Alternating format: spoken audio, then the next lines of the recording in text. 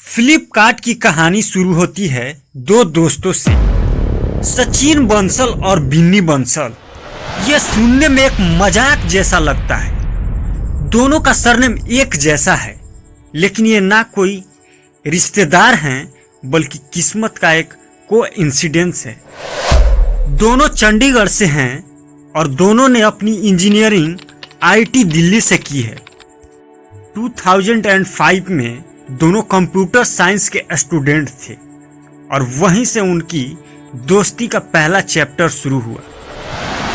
IIT से पढ़ाई पूरी करने के बाद सचिन और बिन्नी बेंगलोर आ गए और सचिन ने पहले टेक स्पैन में जॉब किया और फिर 2006 में अमेजन इंडिया ज्वाइन किया और बिन्नी ने सैरनॉफ कॉरपोरेशन ज्वाइन किया और कुछ दिनों के बाद 2007 में ये भी अमेजन का हिस्सा बन गया। अमेजन में काम करते हुए दोनों ने देखा कि आगे चलकर ई कॉमर्स कंपनियों का फ्यूचर बहुत बड़ा होने वाला है। उस टाइम इंडिया में इंटरनेट नया था और यूजर सिर्फ 40 से 50 मिलियन थे, लेकिन ये नंबर बहुत तेजी से बढ़ने वाले थे। इस सोच ने उन्हें एक आइडिया दी, इंडिया के लिए एक ई कॉमर्स प्लेटफॉर्म बनाना। पहला आइडिया था एक कंपैरिजन शॉपिंग वेबसाइट का, जहां लोग अलग अलग वेबसाइट्स के प्राइस चेक कर सके। लेकिन जब उन्होंने मार्केट रिसर्च किया तो पता चला कि इंडिया के ई कॉमर्स साइट्स काफ़ी बेसिक हैं, ना यूजर फ्रेंडली डिजाइन्स हैं, ना कस्टमर ट्रस्ट। बस यही से उन्होंने सोचा कि ऐसा प्लेटफॉर्म बनाया जाए जो कस्टमर्स की सारी प्रॉब्लम्स को सोल्व करे और ट्रस्टेबल हो। उन्होंने अमेजन की नौकरी छोड़ी और अपनी सेविंग्स से 4 लाख रुपए जोड़ लिए और सितंबर 2007 में बेंगलोर के एक छोटे से 1 BHK फ्लैट में फ्लिपकार्ट की नींव रखी। उन्होंने बुक्स के साथ शुरुआत की। क्यों? क्योंकि बुक्स को लिस्ट करना, शिफ्ट करना और वेंडर से डील करना आसान था। और फिर अक्टूबर 2007 में फ्लिपकार्ट का कंपेयर टू इलेक्ट्रॉन और फैशन का वेबसाइट शुरू हुआ और फिर आया पहला ऑर्डर। तेलंगाना के महबूब नगर से एक बंदा VBK चंद्रा ने एक बुक मंगाई, लेकिन यहाँ एक प्रॉब्लम आई। वो बुक वेंडर के पास आउट ऑफ स्टॉक थी। सचिन और बिन्नी ने पूरे बेंगलोर में उस बुक को ढूंढा और फाइनली डिलीवर किया। ये था फ्लिपकार्ट का पहला ऑर्डर और पहली जीत। फ्लिपकार्ट का सफर शुरू तो हो गया, लेकिन ये रास्ता बिल्कुल स्मूथ नहीं था, क्योंकि 2007 में इंडिया में ऑनलाइन शॉपिंग एक नया कॉन्सेप्ट था। लोग दुकान में जाकर चीजों को हाथ से छूकर खरीदना पसंद करते थे। ऑनलाइन शॉपिंग को रिस्की माना जा रहा था। कस्टमर सोचते थे पैसा दे दिया, अगर प्रोडक्ट्स खराब निकला तो। और वेंडर्स वो तो बोलते थे कि ये ऑनलाइन का चक्कर हम नहीं समझते। सबसे बड़ा चैलेंज था वेंडर्स का भरोसा जीतना। सचिन और बिन्नी जब बुक्स वेंडर्स के पास गए तो ज्यादातर ने मना कर दिया।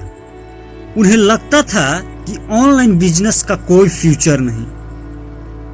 लेकिन दोनों ने छोटे छोटे वेंडर्स को मनाया और धीरे धीरे बुक्स का स्टॉक बिल्ड किया। दूसरा चैलेंज था लॉजिस्टिक का। कैसे प्रोडक्ट्स कस्टमर तक फास्ट और सेफली पहुंचाया जाए। उस टाइम इंडिया में रिलायबल कॉरियर सर्विस बहुत कम थे। शुरुआत में सचिन और बिन्नी खुद ही सब कुछ करते थे। वेबसाइट का कोडिंग, ऑर्डर्स पैक करना और कभी कभी डिलीवरी भी। 2007 के एंड तक उन्होंने 20 ऑर्डर्स डिलीवर किए। ये नंबर छोटा था, लेकिन इसने उन्हें एक बड़ा लेसन दिया। कस्टमर सेटिस्फैक्शन ही सब कुछ है। उन्होंने 24/7 आवर्स कस्टमर सपोर्ट स्टार्ट किया, जो उस टाइम के लिए एक बड़ी बात थी। एक और बड़ा इशू था ऑनलाइन पेमेंट्स का। 2007-8 में इंडिया में क्रेडिट कार्ड या नेट बैंकिंग का यूज बहुत कम था। ज़्यादातर लोग कैश प्रेफर करते थे। पेमेंट गेटवे सेटअप करना भी एक मुश्किल काम था। यहाँ फ्लिपकार्ट ने एक रिवोल्यूशनरी आइडिया इंट्रोड्यूस किया, कैश ऑन डिलीवरी। इसने गेम चेंज कर दिया। अब कस्टमर्स प्रोडक्ट घर पर देख सकते थे और तब पेमेंट करते थे। इसने ट्रस्ट बनाया और फ्लिपकार्ट को एक बड़ा एडवांटेज दिया। 2008 में फ्लिपकार्ट एक बड़े 2 BHK फ्लैट में शिफ्ट हुआ, जो उनका ऑफिस बना। टीम में 4-5 लोग और ज्वाइन हुए। 2009 तक उन्होंने 40 मिलियन रुपीस के बुक सेल किए। ये एक सॉलिड माइलस्टोन था। इन्वेस्टर्स भी अब ध्यान देने लगे और फिर 2009 में एसीएल पार्टनर्स ने फ्लिपकार्ट में $1 मिलियन इन्वेस्ट किया। इस पैसों से उन्होंने अपनी वेबसाइट्स और लॉजिस्टिक्स को और बेहतर किया और 2010 में उन्होंने अपना खुद का लॉजिस्टिक्स आर्म शुरू किया, ई कार्ट। यह ई कार्ट ने डिलीवरी को फास्ट और रिलायबल बनाया, जो फ्लिपकार्ट की ग्रोथ का एक बड़ा रीजन बना।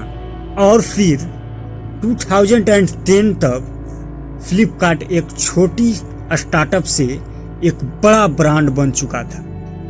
सचिन और बिन्नी ने सोचा कि अब बुक्स से आगे बढ़ना है। उन्होंने इलेक्ट्रॉनिक्स में एंट्री की, पहले मोबाइल फोन्स और लैपटॉप्स, लेकिन यह काम रिस्की था। बुक्स के लिए लोग 500-1000 रुपए खर्च कर सकते थे, लेकिन 10,000-20,000 का फोन ऑनलाइन खरीदना लोग सोचते थे, भाई ये कैसे ट्रस्ट करूं। यहां फ्लिपकार्ट ने अपना मास्टर स्टॉक खेला। उन्होंने कैश ऑन डिलीवरी को और एग्रेसिवली प्रमोट किया और साथ ही 30 डेज रिटर्न पॉलिसी और रिप्लेसमेंट पॉलिसी लॉन्च की। ये 3 चीजें, कैश ऑन डिलीवरी, रिटर्न्स और रिप्लेसमेंट्स ने इंडियंस कस्टमर्स का दिल जीत लिया। कस्टमर्स को लगा अगर प्रोडक्ट्स पसंद नहीं आया तो रिटर्न कर देंगे। आज ये हर ई कॉमर्स प्लेटफॉर्म पर कॉमन है, लेकिन 2010 में ये एक बड़ा रेवोल्यूशन था। 2010 में टाइगर ग्लोबल ने फ्लिपकार्ट में $10 मिलियन इन्वेस्ट किए। इस पैसों से उन्होंने अपनी टीम और इंफ्रास्ट्रक्चर को और बड़ा किया। ई कार्ट को ऑफिशियली लॉन्च किया, जो उनका अपना लॉजिस्टिक्स नेटवर्क था।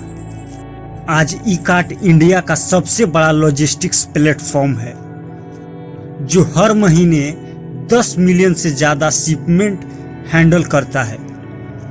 और 2011 में फ्लिपकार्ट का रेवेन्यू 750 मिलियन रुपीस तक पहुंच गया। ये था ऑलमोस्ट 20x ग्रोथ। 2009 से ये देखकर इन्वेस्टर का भरोसा और बढ़ा और 2012 में फ्लिपकार्ट एक यूनिकॉर्न बन गया। यूनिकॉर्न का मतलब है एक स्टार्टअप्स जिसकी वैल्यूएशन $1 बिलियन से ज्यादा हो। उस टाइम इंडिया में सिर्फ 2 यूनिकॉर्न थे, इनमोवी और फ्लिपकार्ट। ये एक बड़ा प्राउड मोमेंट था।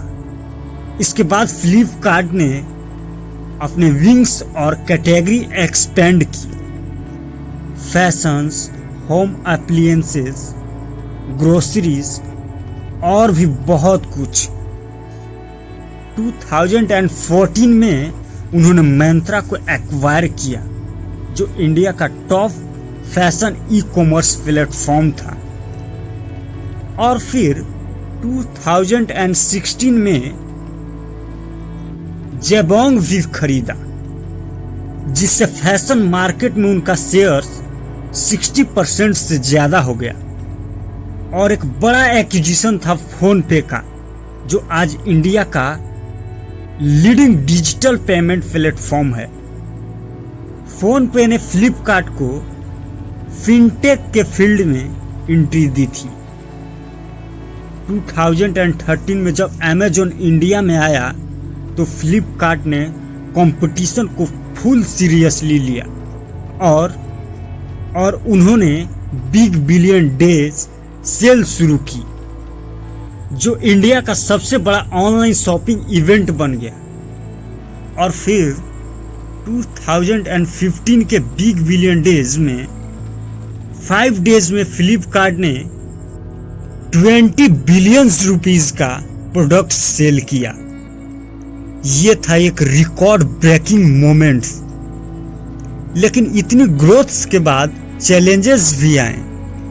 रिवर्स लॉजिस्टिक्स यानी रिटर्न्स का management, cash on delivery fraud किया, कुछ कस्टमर्स पेमेंट नहीं करते थे, और मिलियंस ऑफ प्रोडक्ट्स का सप्लाई चेन मैसेज करना, ये सब बड़े चैलेंजेस थे।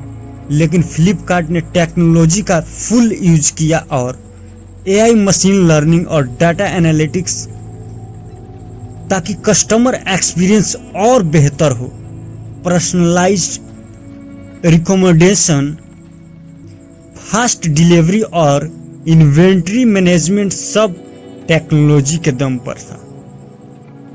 अब बात करते हैं फ्लिपकार्ट के कुछ बड़े माइलस्टोन की।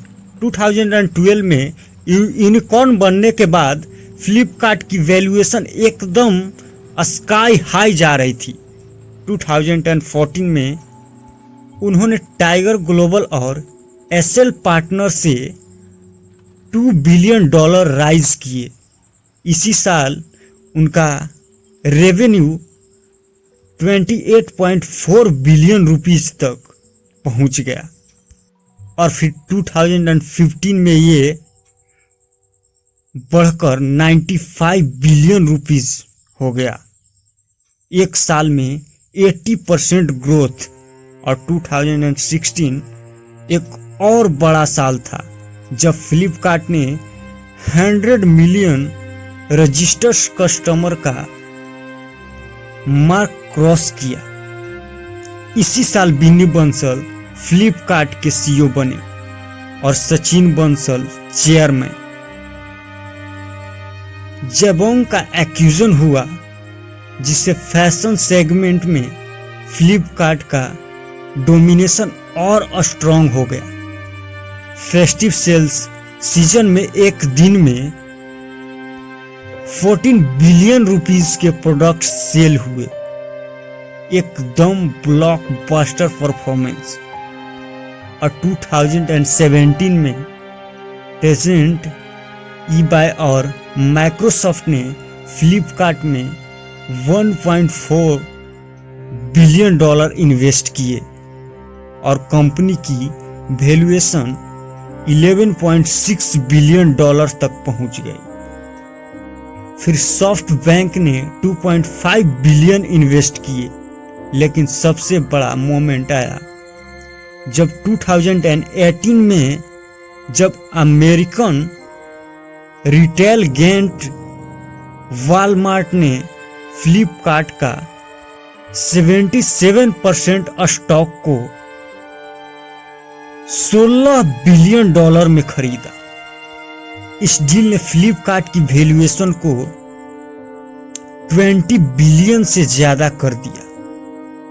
इस डील के बाद सचिन बंसल ने अपना पूरा स्टॉक बेच दिया और फ्लिपकार्ट से एग्जिट कर लिए।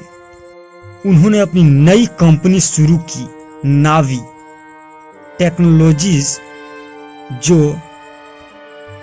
जो फाइनटेक में काम करती है और बिन्नी बंसल भी कुछ टाइम बाद एग्जिस्ट हुए, लेकिन उन्होंने थोड़ा स्टॉक रखा। आज फ्लिपकार्ट के सीईओ कल्याण कृष्णमूर्ति हैं और कंपनी वॉलमार्ट के ग्लोबल इकोसिस्टम का हिस्सा है। वॉलमार्ट डील के बाद फ्लिपकार्ट ने और एक्सपेंशन किया। 2019 में उन्होंने फ्लिपकार्ट वीडियो लॉन्च किया, जो स्ट्रीमिंग सर्विसेज में कॉम्पीट करता है। 2020 में उन्होंने किराना स्टोर के लिए एक डिजिटल प्लेटफॉर्म बनाया और अरविंद यूथ ब्रांड्स और आदित्य बिरला फैशन में इन्वेस्ट किए।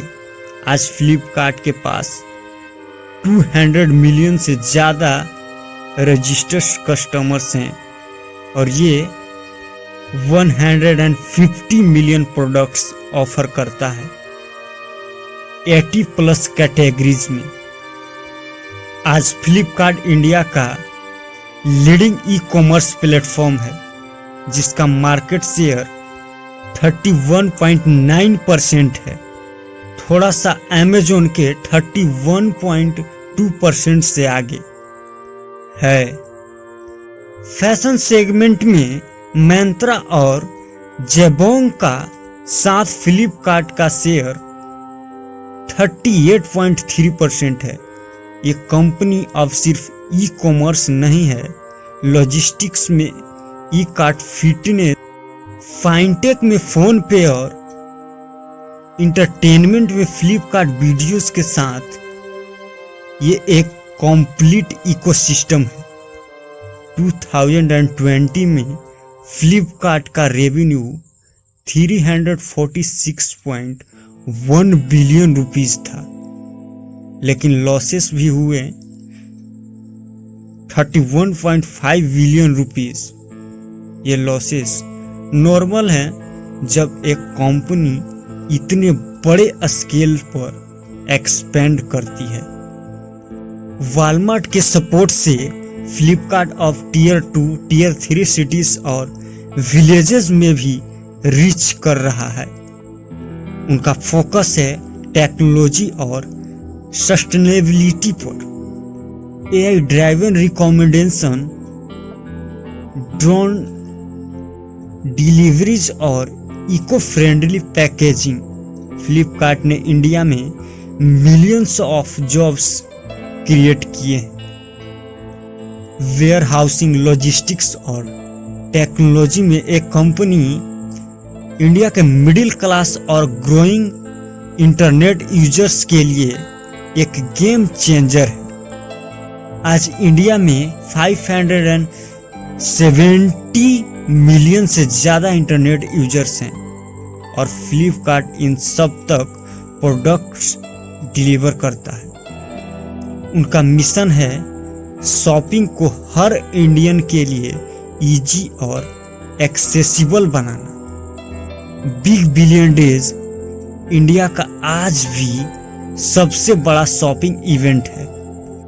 Cash on delivery, fast delivery और कस्टमर फर्स्ट अप्रोच का साथ फ्लिपकार्ट ने इंडियन कस्टमर्स का दिल जीत लिया है और फोन पे के थ्रू उन्होंने डिजिटल पेमेंट्स को भी बूस्ट किया। आज फोन पे इंडिया का टॉप UPI प्लेटफॉर्म है जो बिलियंस ऑफ ट्रांजैक्शंस हैंडल करता है। फ्लिपकार्ट की कहानी एक सपने की कहानी है। सचिन और बिन्नी बंसल ने दिखाया कि अगर एक बड़ा आइडिया है और उस पर पूरा काम का जुनून तो कुछ भी मुमकिन है। और ऐसे इंफॉर्मेटिव वीडियो के लिए चैनल को जरूर सब्सक्राइब कर लें।